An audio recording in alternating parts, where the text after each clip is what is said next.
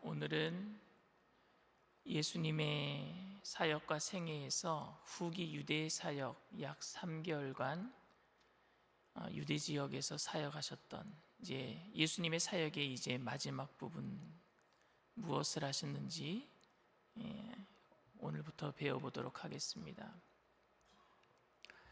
첫 번째로 예수님은요 초막절 기간 일주일 기간 동안에 예루살렘으로 올라가셨어요.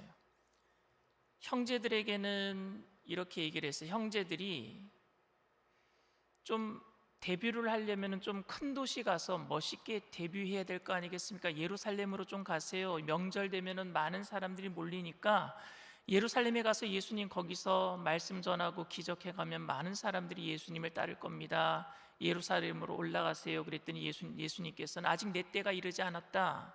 그리고 난 안 올라가겠다. 너희들끼리 가라 라고 얘기해 놓고 뒤늦게 올라가셔요. 은밀하게 올라가셨다라고 기록하고 있습니다. 근데 예루살렘에 가서 또 말씀 전하면서 소란을 일으키시거든요. 오늘 좀 이따가 그 말씀에 대해서 세밀하게 여러분들과 좀 은혜를 나누도록 하겠습니다. 그리고 나서 예수님은 예루살렘에 가신 다음에 나면서부터 맹인되었던 사람, 그 사람을 고쳐요. 제자들이 그러죠. 이 사람이 맹인된 것이 이 사람의 죄 때문입니까? 아니면은 그 아버지 조상들의 죄 때문입니까? 라고 얘기했을 때 예수님은 아버지의 죄 때문도 아니고 이 사람의 죄 때문도 아니고 하나님의 영광을 위해서다 라고 얘기하면서 침을 뱉어서 흙을 개서 그래서 그 사람의 눈에다가 이렇게 진리게 바른 다음에 실로암에 가서 맹인이 조심해야 될 곳이 처음 가는 길이고 특별히 물가인데 물가에 가서 씻으라고 했을 때 이 맹인이 순종해서 가서 실로암에 가서 눈을 씻었을 때 눈이 밝아진 사건에 대해서 이것이 초막절 기간에 이루어진 사건입니다. 그리고 예수님은 그 이후에 뭐라고 말씀하셨느냐? 예수님을 세상의 모든 그런 성도님들을 양이라고 얘기하고 나는 목자다 이런 얘기를 하셔요. 나는 선한 목자다. 그런 이야기를 초막절 일주일 기간 동안에 하셨고요. 그리고 나서 이제 중간 기간 약 한 2개월 동안에 예수님께서는 70명 제자들을 각 처로 복음 전하도록 파송을 하셨습니다. 그게 약 한 2개월 정도 기간이고요. 그 다음에 이제 수전절이 있어요. 수전절 일주일 기간 동안에 솔로몬 행각 예루살렘 성전 있는 곳에 가셔서 수전절은 여러분 하누카라고도 하는데 이스라엘 절기 중에 하나입니다. 뭐 3대 명절 안에는 들어가지 않는데 BC 기원전 165년 전 5년경에 마카비우스라고 하는 사람이 돼지 피로 예루살렘 성전이 물들이고 안티오코스 4세가 와서 그리스 그 헬라 문화로 성전을 완전히 어지럽혀 놨을 때에 이 마카비라는 사람이 몽둥이란 뜻이에요. 별명입니다. 그 사람이 혁명을 일으켜서 성전을 깨끗하게 한 날이 바로 수전절이에요. 하누카입니다.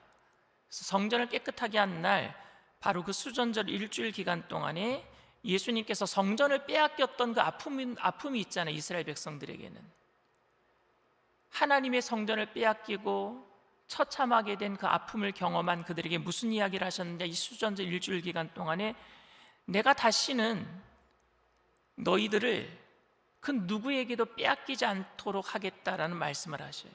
그 이야기를 바로 이때 하시는 거예요. 예수님의 말씀은요 모든 이스라엘 백성들이 이해할 수 있는 말씀들을 하시는 겁니다. 그 절기에 맞게끔 너희들이 나라를 빼앗긴 이 성전을 빼앗긴 날이 있었는데 하나님을 믿는 그 믿는 자는 어느 누구에게도 내가 빼앗기지 아니하리라 하나님의 자녀가 되게 하리라 하는 말씀을 이때 하십니다. 그리고 나서 예수님께서는 이제 베레아에서 사역을 하시는데 베레아에서 사역하실 때 바리새인들과 논쟁을 하십니다. 바리새인들은 안식일에 수종병 들린 사람을 세팅해 놓고 예수님이 안식일 날 이 사람을 고치는지 안 고치는지 지켜봤어요. 예수님은 그때부터 바리새인들과 논쟁을 하십니다. 안식일 논쟁을 하셨고, 그리고 높은 자리에 앉는 바리새인들에게 무릇 자기를 높이는 자는 낮아질 것이고 자기를 낮추는 자는 높아질 것이다 라는 이야기를 하시면서 그 논쟁을 바리새인들과 이어가시고요. 그리고 제자들에게 비유로 이제 말씀을 하시는데요.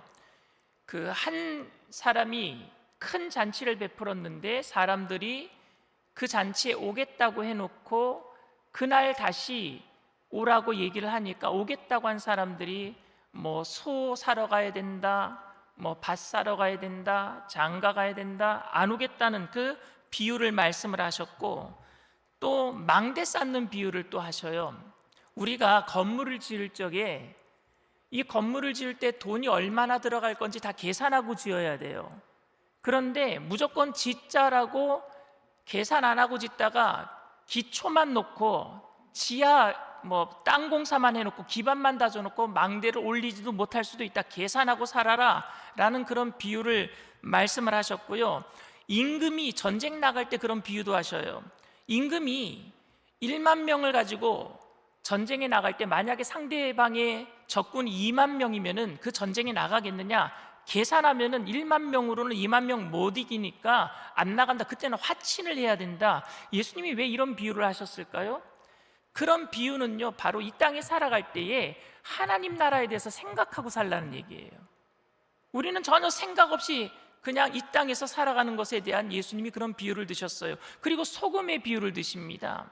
소금이 맛을 잃으면은 땅에 밟힐 뿐이다. 이 땅에 살아가는 성도님들은 하늘나라를 생각하고 그리고 달란트 받은 것을 남기기 위해서 계산하면서 살아야 될 줄 믿습니다. 그러니까 빛으로 소금으로 살아야 된다는 이야기를 예수님이 하고 계시는 거예요. 그렇게 제자들을 교훈하신 이후에 예수님께서는요, 바로 죽은 나사로를 살리십니다. 그 사건이 바로 이 유대 후기 사역의 후기 유대 사역에 있습니다. 그리고 예수님이 잠시 몸을 피하셔요. 그러다가 베다니에 나타나셔요. 베다니에 나타나셔서 바로 죽음을 준비한 이 여인에게 향유가 그 예수님의 머리에 깨지고, 그리고 그 향유가 발에 흘러내릴 때 예수님의 그 발을 이 여인이 닦음으로 인해서 많은 사람들이 많은 것을 허비했다. 300데나리온이나 되는, 지금으로 얘기하면 약 한 3천만 원 정도 되는 것을 허비했다라고 얘기했을 때 예수님은 이 여자가 내 장사를, 내 죽을 것을 준비했다. 그리고 예수님의 복음이 전파되는 곳에는 이 여자도 함께 전파되리라 라는 축복을 해주시는 그 이야기가 후기 이 마지막 베레아 사역에 있습니다. 오늘은 예수님께서 유대 후기 사역 첫 번째 초막절에 있었던 이야기를 여러분들과 함께 이야기를 하면서 은혜를 나누고자 합니다. 초막절에 예루살렘에 가셔서 소란을 일으키십니다. 여러분, 우리가 신앙적으로 평화를 이야기를 할 적에 그림을 생각하면 어떤 그림이 생각나느냐? 예수님께서 양들을 푸른 초장 실만한 물가로 인도하는 그런 그림을 생각해요. 아, 이게 참 평화로움이다. 신앙적으로 이게 참 평화로운 것이다. 예수님께서 막대기로 다른 짐승들을 막아주시고 우리를 실만한 물가로 인도해 주시는 것, 이게 우리가 신앙으로 생각할 땐 평화로움이라고 생각할 겁니다. 그런데 여러분, 혹시 이런 그림 보신 적 있으세요? 양이 절벽 아래에 애타게 목자를 쳐다보고 있고, 목자는 그 양에게 손을 뻗어서 그 양을 붙들려고 하고 있고, 그리고 그 위에는 양을 노리는 솔개가 날아다니고 있는 거예요. 이 그림을 여러분 평화로움이라고 말할 수 있겠습니까? 그런데 세상에서의 우리의 모습은 어떤 모습일 것 같아요? 세상에서의 우리의 모습은 실만한 물과 푸른 초장에 놓인 우리들이 아니라, 우리의 모습은 세상에서는 지금 어떤 모습이에요? 절벽 위에, 절벽 아래에 굴러 떨어져 있는, 솔개가 우리를 노리고 있는, 그게 더 우리가 지금 살고 있는 우리의 모습 아니겠습니까? 근데 여러분, 어떤 게 평화로움이에요? 진정한 평화로움은 어떤 것일까요? 쉴만한 물가 푸른 초장에 어떤 인위적인, 우리가 생각하는, 지금 삶은 우리가 그렇게 살지 못하지만 이렇게 살 것이다라고 생각하고 평화롭게, 평화로움처럼 그냥 가식적으로 살아가는 게 진정한 평화일까요? 아니면은 정말로 낭떠러지로 굴러 떨어져 있는데, 솔개가 나를 노리고 있는데 예수님이 나를 구출해 주시려고 하는 그 손길을 바라보고 있는 게 진짜 평화로움일까요? 진짜 평화는 저는 세상 속에 있는데 예수님을 바라보고 있고 예수님이 나를 구출해 주시려고 하는 그것이 저는 진짜 평화라고 생각을 합니다. 왜? 우리의 현실이 그러니까. 저는 사실 문제가 있는 곳에는 잘 안 가려고 합니다. 그리고 문제가 있으면은요, 애써 덮어놓고 평화로운 척 살아가려고 할 때가 너무나도 많았어요. 근데 결국에는요, 문제를 덮어놓으면은요, 평화롭게 보일지 모르겠지만 그 안에서는 문제는 지금 썩고 있는 것이고, 그리고 문제가 있는 곳에 안 가려고 하면은요, 어느 날 갑자기 내가 맞닥뜨리는 문제를 어느 날 갑자기 나도 모르게 맞닥뜨리게 될 때 내 안에 쓴물은 또 올라오게 돼 있어요. 원인을 해결하지 않으면은요, 언젠가는 또 그 문제는 터질 수밖에 없다란 말입니다.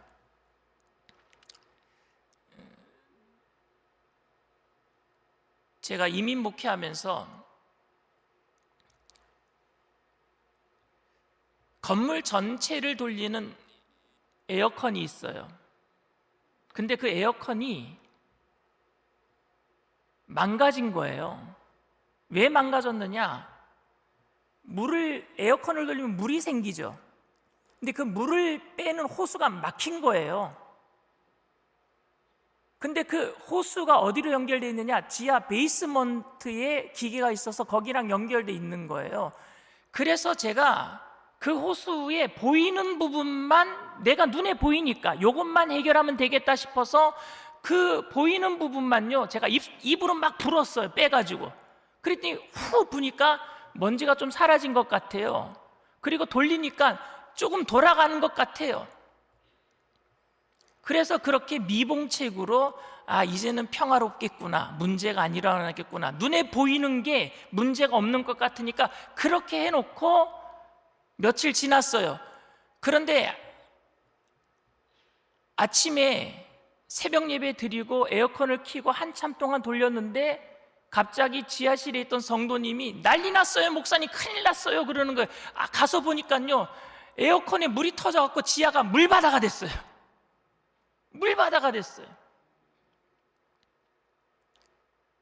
애써 제가 평화롭게 보이는 척 만들어 놓은 게 결국에 더 큰 문제를 만들어 냈어요.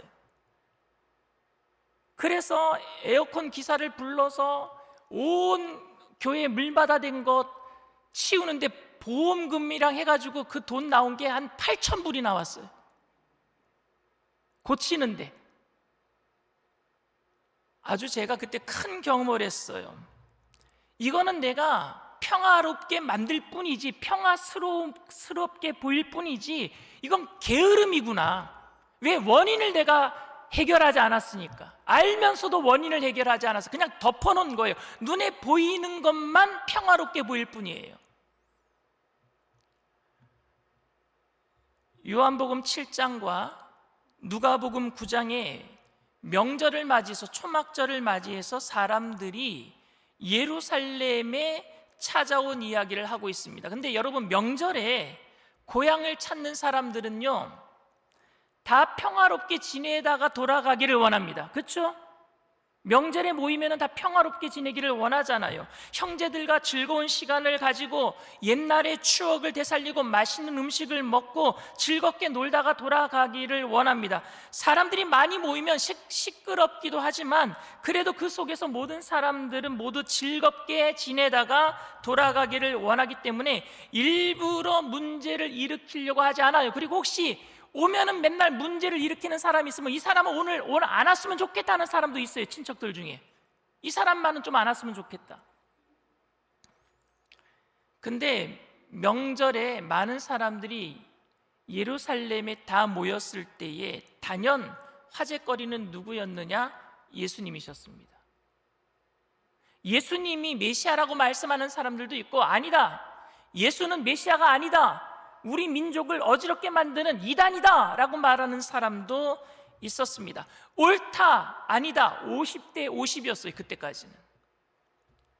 그러니까 예수님이 나타나면 이 사람들, 옳다 그르다는 사람은요 싸움이 되는 겁니다. 왜? 안 나타나시는 게 좋아요 그때는. 예수님이 왜? 싸움 붙이는 거니까. 예수님만 나타나면은 예수님이 메시아다라는 사람이랑 예수님이 메시아가 아니다 이단이다라고 말하는 사람이랑 50대 50이 싸우게 되니까 예수님이 이때 안 나타나는 게 좋아요. 안 그러면 소란이 일어나니까요. 사실 예수님은 안 가시겠다 그러셨어요. 그런데 어느 날 갑자기 예수님 마음이 변했는지 명절이 일주일간 지속되는 그날에 어느 날 은밀하게 예루살렘으로 들어가셔요. 근데 은밀하게 들어가셨으면 잠시 은밀하게 있다가 오시면 되잖아요. 그런데 예루살렘 성전에 가셔서 강론하시는 겁니다. 설교 말씀 전하는 거예요. 그러니 사람들이 다 알아버렸어요. 예수님이 오셨다, 나타나셨다. 요한복음 7장 2절에서 9절 말씀을 한번 봅니다. 다 같이 읽습니다. 유대인의 명절인 초막절이 가까운지라 그 형제들이 예수께 이르되 당신이 행하는 일을 제자들도 보게 여기를 떠나 유대로 가소서. 스스로 나타나기를 구하면서 묻혀서 일하는 사람이 없나니 이 일을 행하려 하거든 자신을 세상에 나타내소서 하니. 형제들이 가나와 갈릴리 나사렛 지역에서 예수님이 워낙 인기가 많으니까 기적을 베푸시고 하니까 숨어서 어떻게 일을 할 수 있겠습니까? 나타내소서. 예루살렘 초막절에 많은 사람들이 모이니까 그곳에 가셔서 큰 일을 하소서. 그런데 예수님은 이렇게 얘기하셔요. 다 같이 읽습니다. 이는 그 형제들까지도 예수를 믿지 아니함이러라. 예수께서 이르시되 내 때는 아직 이르지 아니하였거니와 너희 때는 늘 준비되어 있느니라. 세상이 너희를 미워하지 아니하되 나를 미워하나니 이는 내가 세상의 일들을 악하다고 증언함이라. 형제들이 믿지 않아도 예수님이 나타나기를 원해. 왜? 민족의 지도자가 된다는 것을 예수님을 믿는 거예요, 안 믿는 거예요? 그건 안 믿는 거예요. 예수님의 뜻을 안 믿는 거예요. 예수님 십자가지로 오셨지 민족을 해방하기 위해서 오신 게 아니란 말입니다. 근데 우리들도 착각을 해요. 이 나라에서 뭔가 잘 먹고 잘 사는데 기독교인들이 일조해야 된다. 아니요, 그것보다 더 큰 뜻이 있어요. 우리 교회에는 하나님의 나라가 온전히 이 땅 가운데 전파되어야 될 줄 믿습니다. 천국이 자라가야 되는데 자꾸 세상 일에 집중하고 예수님을 이용하려고 하니까 예수님은 그 형제들도 나를 안 믿는다라고 얘기하고 있는 거예요. 그리고 내 때가 아직 이르지 아니했다라고 얘기를 합니다. 그리고 뭐라고 말씀하셨느냐 또 읽겠습니다. 다 같이 읽습니다. 너희는 명절에 올라가라. 내 때가 아직 차지 못하였으니 나는 이 명절에 아직 올라가지 아니하노라. 이 말씀을 하시고 갈릴리에 머물러 계시니라. 안 올라가시겠대요. 그런데 가셨어요. 남아 이런 중천금 아닙니까? 안 가시겠다고 해놓고 가셨어요. 아직 안 간다고 했으니까 원래 명절에는요 많은 사람들이 무리를 지어서 같이 가는 거예요. 왜냐하면 강도를 만날 수도 있고 그리고 가는 길이 하루 이틀 더 걸리니까 그 길 동안에 길동무가 되어주기 위해서 무리를 지어서 가는데 그런데 예수님은 같이 가기 싫어서 혼자 가시려고 아직 안 가겠다라고 말씀하신 것인지 어찌되었든지 많은 사람들이 함께 출발한 이후에 혼자서 은밀하게 예루살렘에 가신 겁니다. 그런데 그 갈등이 일어날 수 있는 곳에 가셨으면 좀 조심스럽게 혼자 계시다가 오실 것이지 왜 예루살렘 성전에 나타나셔서 소란을 일으키시는지. 우리가 생각하기에는 예수님이 계신 곳에는 풍랑이 잠잠하고 귀신이 쫓겨나가고 싸우던 사람이 서로 화해를 하고 평화를 누리고 조용해지는 것을 우리는 생각합니다. 그런데 예수님께서 나타나심으로 인해서 더욱 예루살렘이 시끄럽고 혼란스러워졌어요. 예수님에 대해서 좋게 생각했던 사람들도 예수님으로 인해서 소란이 일어나게 되니까 예수님에 대해서 아마 달리 생각하는 사람들도 있었을 것입니다. 왜 나타나셔서 이 나라를 왜 이렇게 혼란스럽게 하시는지. 예수님께서는 성전에서 호불호가 나누어지도록 극단적인 이야기를 막 쏟아내셨습니다. 그들의 마음을요 격동시키는 말을 막 쏟아내시는 거예요. 분명히 화를 자초하는 이야기입니다. 예수님의 말씀을 들은 유대인들은 그래도 예수님의 가르침에 놀라면서 싸우지 않기 위해서 예수님을 칭찬하는 이야기를 먼저 합니다. 그래도 그 사람들이 양반인 것 같아요, 유대인들이. 오늘 요한복음 7장 15절 말씀입니다. 다 같이 읽습니다. 유대인들이 놀랍게 여기 이르되 이 사람은 배우지 아니하였거늘 어떻게 그를 아느냐. 이 글은 바로 모세 율법을 얘기하는 거예요. 그러니까 칭찬하는 거죠. 아, 율법 너무 많이 안 해, 잘 안 해, 칭찬을 합니다. 예수님께서 그런데 이 말을 듣고 겸손하게 이야기를 하는 것이 아니라 더욱더 그들에게 싸움을 거는 모양이에요. 16절부터 19절 말씀 우리 천천히 함께 읽겠습니다. 예수께서 대답하여 이르시되 내 교훈은 내 것이 아니요 나를 보내신 이의 것이니라. 사람이 하나님의 뜻을 행하려 하면 이 교훈이 하나님께로부터 왔는지 내가 스스로 말함인지 알리라. 스스로 말하는 자는 자기 영광만 구하되 보내신 이의 영광을 구하는 자는 참되니 그 속에 불의가 없느니라. 모세가 너희에게 율법을 주지 아니하였느냐? 너희 중에 율법을 지키는 자가 없도다. 너희가 어찌하여 나를 죽이려 하느냐? 모세의 율법을 너무 잘 아시네요. 예수님을 칭찬하는 사람들에게 그래, 나는 하나님께로부터 왔어. 너희들이 만약에 그것을 안다면은 내가 하는 말이 하나님으로부터 나온 말이란 걸 너희들이 알 거야. 전혀 이해가 안 되는 말을 하는 거예요. 지금 자기가 하나님의 아들이라고 얘기하고 있는 거예요. 그것을 안 믿는 사람들에게. 그러면서 뭐라고 말씀하고 있느냐? 너희가 나를 죽이려고 하도다. 여태까지 이스라엘 백성들이 아직까지는 예수님을 죽이려고 하지는 않았습니다. 그런데 예수님은요 그들을 격동하게 하는 말을 하는 거예요.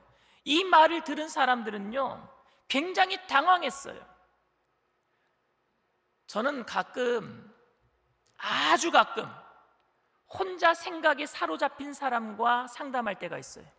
자기만의 생각과 이렇게 망상, 환상 속에. 그래서 제가 하지도 않은 말인데 했대요. 기가 막힐 노릇이에요. 그런 사람들과 얘기할 때는요 너무 힘들어요. 자기만의 세계에 빠져 있으니까. 마치 예수님이 지금 자기만의 세계에 빠져 있는 것 같아요. 그들이 예수님을 죽이려고 하지도 않는데 죽이려고 한다고 하니까 마치 망상에 빠진 사람 같아요. 그래서 그들은요 예수님에게 당신 귀신 들렸느냐? 이 얘기를 합니다. 20절 말씀이에요. 다 같이 읽습니다. 무리가 대답하되 당신은 귀신이 들렸도다. 누가 당신을 죽이려 하나이까? 싸움을 걸어오는 예수님에게 드디어 화가 난 거예요. 유대인들도. 이후에 서기관들과 바리새인들은요 메시아가, 당신이 만약에 메시아라면은 메시아는 베들레헴에서 나와야지, 갈릴리 출신인 예수 당신은 메시아가 될 수 없다. 하나님이 보냈다고? 아니다. 이렇게 얘기를 합니다. 41절 42절 말씀이 다 같이 읽습니다. 어떤 사람은 그리스도라 하며 어떤 이들은 그리스도가 어찌 갈릴리에서 나오겠느냐? 성경에 이르기를 그리스도는 다윗의 씨로 또 다윗이 살던 마을 베들레헴에서 나오리라 하지 아니하였느냐 하며. 맞는 말 하는 거예요. 예수님 때문에 막 싸움이 일어나요. 메시아다? 아니다. 야, 메시아면은 베들레헴에서 태어나야지. 다윗의 자손 메시아는 베들레헴에서 나온다라고 구약 성경에 얘기했으니까 베들레헴에서 태어나야지. 나사렛 출신이 무슨 메시아가 될 수 있냐? 막 싸움이 일어난 거예요. 만약에 예수님이 이 말을 듣고 싸움을 안 붙일 것 같으면 그들에게 이렇게 얘기를 했어야 돼요. 나 원래 베들레헴에서 태어났어. 너희들이 몰라서 그렇지 내가 베들레헴에서 태어난 다음에 나사렛 가서 산 거야 라고 얘기를 해주면 되잖아요. 그리고 그들이 싸우는 것을 보면은 싸우지 말아라, 내가 떠나줄게, 예루살렘을 조용히 떠나면서 이렇게 얘기를 하면 되는 거예요. 갈릴레오처럼. 그래도 지구는 돈다, 그래도 나는 메시아다, 그러고 떠나면 되는 거 아닙니까? 남들이 인정 안 해주면은. 근데 예수님은 그렇게 얘기 안 하셔요. 29절 말씀입니다. 다 같이 읽습니다. 나는 아노니 이는 내가 그에게서 났고 그가 나를 보내셨음이라 하시니. 예수님은 추워도 그들에게 질 생각이 없어요. 나는 하나님에게서 났고 하나님은 나를 보내셨느니라 그들에게 이 얘기를 합니다. 평화의 왕으로 오신 예수님께서 예루살렘에 은밀하게 들어오셨다면 혼란을 일으키지 마시고 조용히 계셔야 되는데 왜 이렇게 소란을 피우고 과격한 행보를 지금 하고 계시는 것입니까? 예수님은 좀 조용히 계시려고 했는데 바리새인들과 종교 지도자들은 예수님께서는 그들의 불의를 보고 참지 못하셨기 때문에 이렇게 화를 내시는 것이겠습니까? 그들이 가지고 있는 기득권을 가지고 있는 사람들과 싸움은 불가피했기 때문에 이렇게 지금 화를 내고 계시는 것입니까? 예수님이 왜 이렇게 소란을 피우신 거예요? 여러분, 예수님이 이 땅에 오신 이유는 어둠을 밝히기 위해서 빛으로 오신 줄 믿습니다. 죽어 마땅한 사람들에게 생명을 주시기 위해서 오신 줄 믿습니다.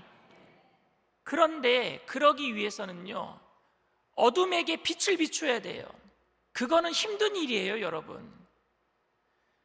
시골에 가면은요, 장독대들이 많이 있는 곳은 늘 그늘져 있어요. 그런데 그 장독대를 옮기기 위해서 한 번씩 들어서 옮겨 보신 적 있으세요? 그럼 그 밑에요, 이만한 버러지들이요, 다 도망가 버려요. 빛이 들어오면은요. 그건 그들에게는요, 소란이에요. 소동이에요. 빛이 들어오니까 어둠에 익숙해 있던 사람들에겐 소동이란 말입니다. 빛이 비추니까. 예수님은요, 빛이신 줄 믿습니다.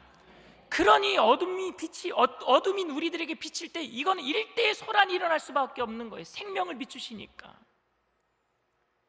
가끔 믿는 사람들의 무례함 때문에 예수님이 욕을 먹기는 하지만 그런 것을 제외하고는 예수님을 믿는 믿음으로 인해서 이 세상에 일어나는 소란과 혼란은요, 불가피한 것입니다. 왜? 우리는 빛을 비춰야 되니까.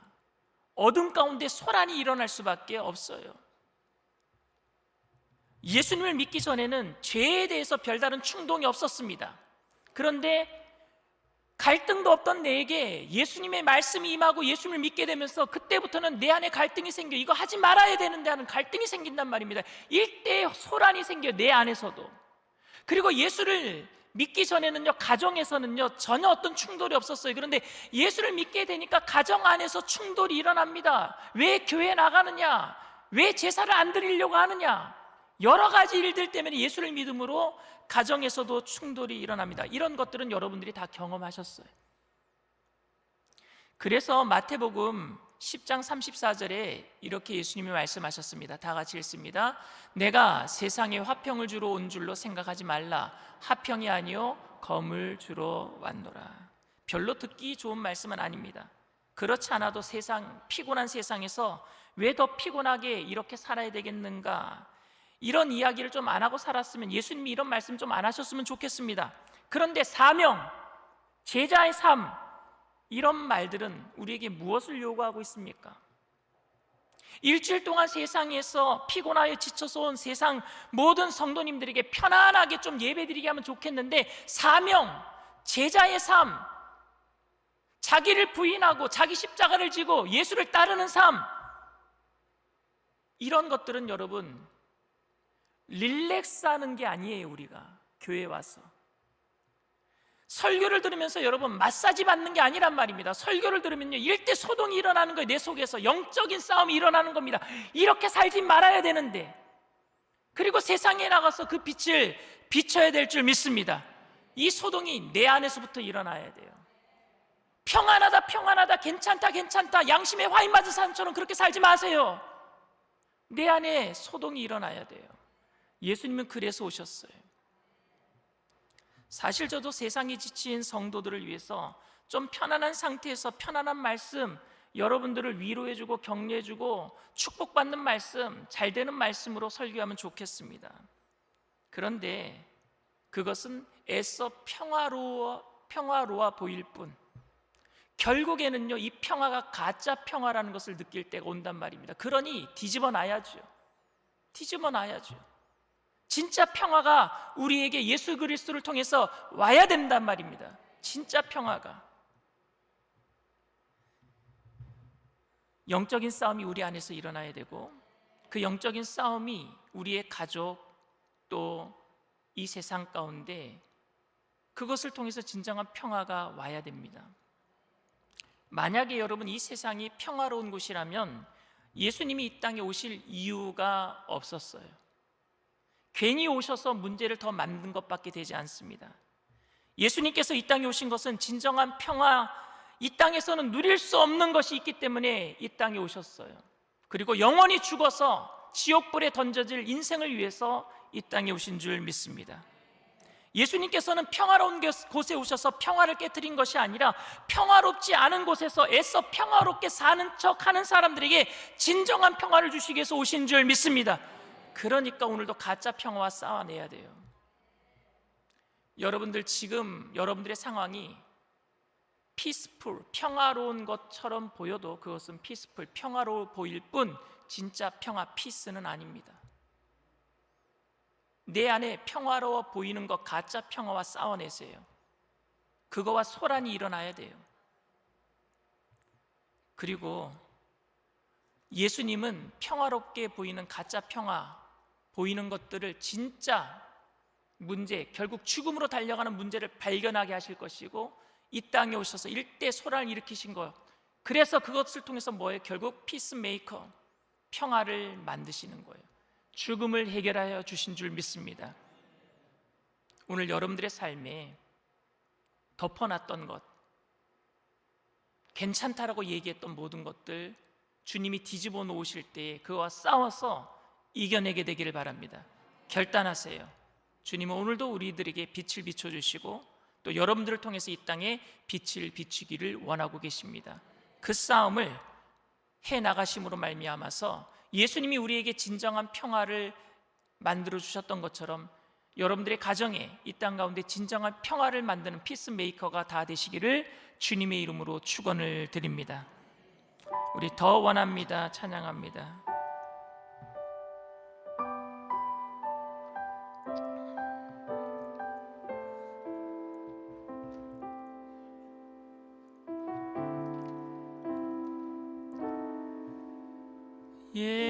예수 사랑합니다. 사랑합니다. 온 마음 다하여 오직 주님 한 분만 간절히 더 원합니다. 예수 사랑합니다. 예수 사랑합니다. 사랑합니다. 온 마음 다하여 오직 주님 한 분만 간절히 더 원합니다. 넘쳐나네 넘쳐나네 넘쳐나네 주를 향한 내 속에 갈망이 주님께로 날 이끌어 주소서. 주님을 더 원하 넘쳐나네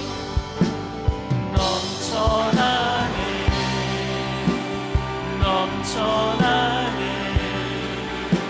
주를 향한 내 속에 갈망이 주님께로 날 이끌어 주소서. 주님을 더 넘쳐나네 넘쳐나네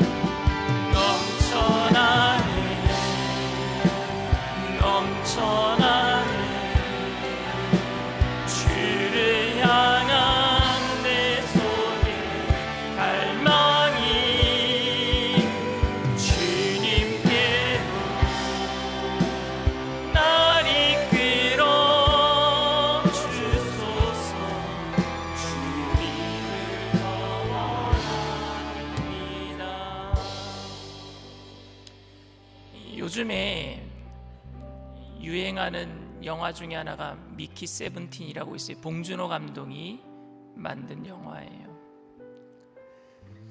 사회적으로 문제가 되는 것들을 봉준호 감독이 잘 각색해서 시나리오 만들어서 영화를 잘 만드는 것 같아요. 그러니까 미키 세븐틴이 뜨니까 옛날에 설국열차라고 봉준호 감독이 만든 그 영화를 또 다시 재조명을 하고 있습니다. 근데 설국열차가 뭐냐, 온 세계가 다 망해가지고 열차 안에 사람들이 다 생존자들이 탄 거예요. 근데 그 열차에 1등 칸이 있고 저 밑에 못 사는 사람들이 타는 하등 칸이 있어요. 근데 거기 있는 사람들이 데모를 일으키면서 1등 칸 쪽으로 계속 전진해 오는 거예요. 왜? 인류는 다 평등하다라는 그것을 알려주려고 하는 거죠. 막 소란이 일어나요. 싸움이 일어나요. 근데 그것은 전부 다 똑같이 잘 살자라는 그런 이데올로기예요. 근데 여러분, 저는 그 열차를, 설국열차를 이렇게 각색하고 싶어요. 만약에 목적지에 가는 철도 가는 그 길이 끊어져 있다면, 거기에서 1등 칸에서 잘 먹고 호의호식하면서 평화롭다라고 하는 사람들도 결국엔 끊어진 철도 때문에 죽을 것이고, 떨어져서 저 하등 칸에 타고 있는 사람들도 데모 일으키고 평등이다, 우리들도 잘 살아야 된다, 계속해서 1등 칸 쪽으로 전진해 나가는 사람들도 결국에 떨어져 다 죽을 텐데, 그때는 뭐가 진짜 소란일까요? 어떤 소란을 일으킬까요? 누군가가 그 끊어진 철도를 안다면요, 우리 다 전부 다 내려야 된다. 여기서 우리 전부 다 내려야 된다. 교회는 여러분 어떤 소란을 일으켜야 될까요? 이 땅이 모두 다 평등해져야 합니다. 데모를 일으켜야 될까요? 어떤 대통령이 돼야 됩니다. 데모를 일으켜야 될까요? 아니요. 교회는 어떻게 소란을 일으켜야 되느냐면요, 이거는 아니다. 이 세상의 삶이 아니다. 여기서 다 내려야 된다. 구원 열차로 바깥타야 된다. 예수 그리스도의 생명으로 바깥타야 된다. 이렇게 소란을 일으키는 게, 이게 교회가 할 일 아닙니까? 근데 우리가 지금 어디에 빠져 있습니까? 세상의 소란에 빠져서 좌우로 나눠져 있지는 않습니까? 이데올로기로, 이념으로 나눠져 있지는 않습니까? 그거 아니라니까요, 여러분. 교회는 빛을 비춰야 돼요. 어둠에 빛을 비춰야 돼요. 그래서 일깨워야 돼요. 영원한 생명으로 가는 예수님밖에 없습니다라고 일깨워야 될 줄 믿습니다. 그 일을 하라고 우리 믿게 하셨는데, 우리끼리 사분오열되어 있다면 이거 하나님께 회개해야 될 일이에요. 이제 4월 4일 이번 주 금요일이면은 대통령 탄핵에 대한 결정이 이루어집니다. 이때 예수 믿는 사람들은 세상 속의 소란 속에서 어떻게 우리가 행동해야 될지, 제가 그동안 말씀을 통해서 여러분들에게 몇 번 누누이 계속 말씀을 드렸어요. 우리가 집중해야 될 분은 예수 그리스도인 줄 믿습니다. 그의 나라와 그 의예요. 그의 나라와 그 의. 그래서 모든 사람들이 상처받지 않도록 교회가 끌어안아야 될 줄 믿습니다. 결론이 어떻게 하든지 간에 더 이상 찢어지지 않도록 하나님 나라 바라보면서 믿음으로 그 사람들을 끌어안을 수 있도록 교회들이 성령 충만함으로 준비해야 될 줄 믿습니다. 우리가 소란을 일으키는 일은 단 하나밖에 없어요. 우리가 예수 그리스도에게 집중해야 된다. 어둠 속에 있는 사람들에게 빛을 비추는 것, 그것밖에 소란을 일으킬 것이 없어요. 나머지는 세상의 일이에요. 여러분들의 마음이 오직 더 주님께 집중하게 되기를 바랍니다. 주님께 마음을 다하고 뜻을 다하고 성품을 다할 때에 주님께서 진짜 평화를 이 땅에 내려주실 줄 믿습니다. 진짜 평화가 여러분들의 마음에 다가오게 될 거예요. 진짜 평화가 여러분들의 가정을 회복시키게 될 줄 믿습니다. 진짜 평화, 예수 그리스도를 우리 가운데 모시게 하여 주시옵소서. 우리 주님 세 번 부르고 통성으로 간절히 기도합니다.